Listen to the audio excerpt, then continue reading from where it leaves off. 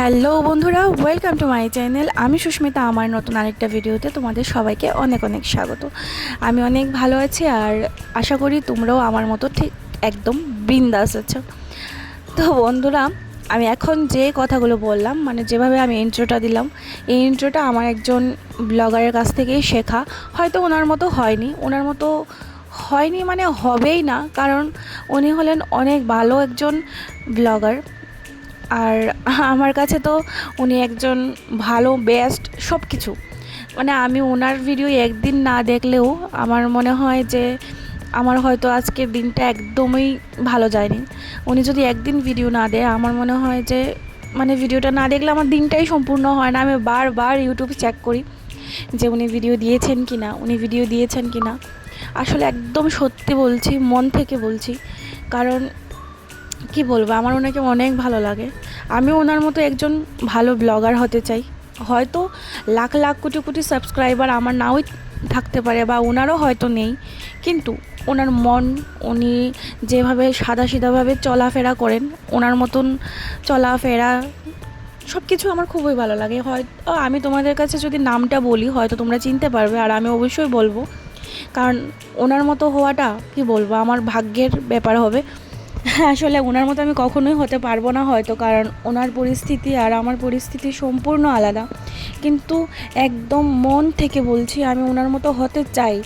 কখনো না কখনো তো হয়তো নিশ্চয়ই আমারও মানে ওরকম পরিস্থিতি হবে যে আমারও একটা বাড়ি হবে, আমারও একটা ঘর হবে, আমিও নিজের মতন করে কাজকর্ম করতে পারবো, একদম সুন্দর করে ওনার মতো সিনেমাটিকভাবে এডিট করতে পারবো।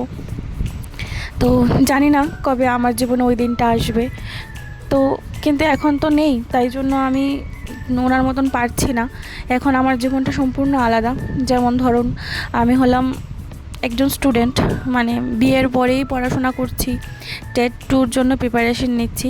আর উনি হচ্ছেন সম্পূর্ণ হাউসওয়াইফ, মানে উনি ওনার স্বামী সন্তান নিয়ে, ওনার বাড়ি ঘর নিয়ে ব্যস্ততার মধ্যে উনি কাজবাজ করেন।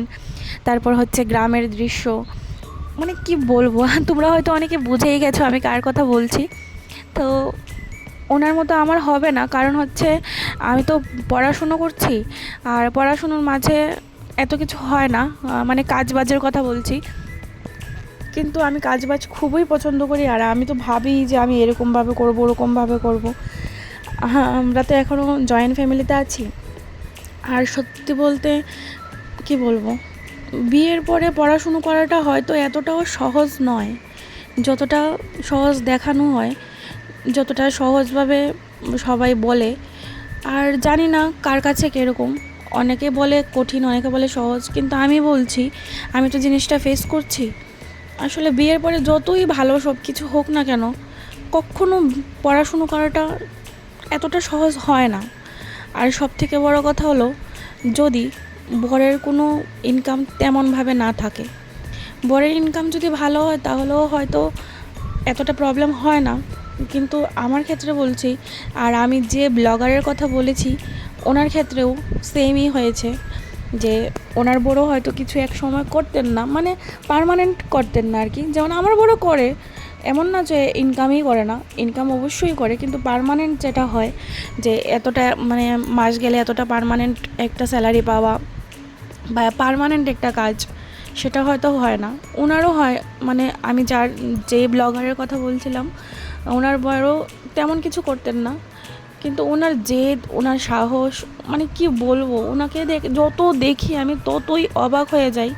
আজকে উনি নিজের পরিশ্রমে, নিজের ব্রেইনের কারণে, আর আমি এটাও বুঝতে পারি যে ব্লগ করাটা এতটাও সহজ নয় যতটা সহজ মানুষ ভাবে। যেমন একটা ভিডিও করার মধ্যে তোমার কন্টেন্ট খোঁজা, ঘরের কাজ বাজ হ্যান ত্যান, এগুলো দেখতে যত সোজা মনে হয় এতটা সোজা না। তো বন্ধুরা, আমি যে ব্লগারের কথা বলছিলাম সেটা হলো এপি ব্লগস, যাকে আমি খুবই ভালোবাসি। আর আমার ভিডিওটা আর বেশি বড় করছি না, তোমাদের যদি ভালো লাগে অবশ্যই আমাকে একটু সাপোর্ট করো। আর দিদির কথা আর কি বলবো, আর কিছু বলার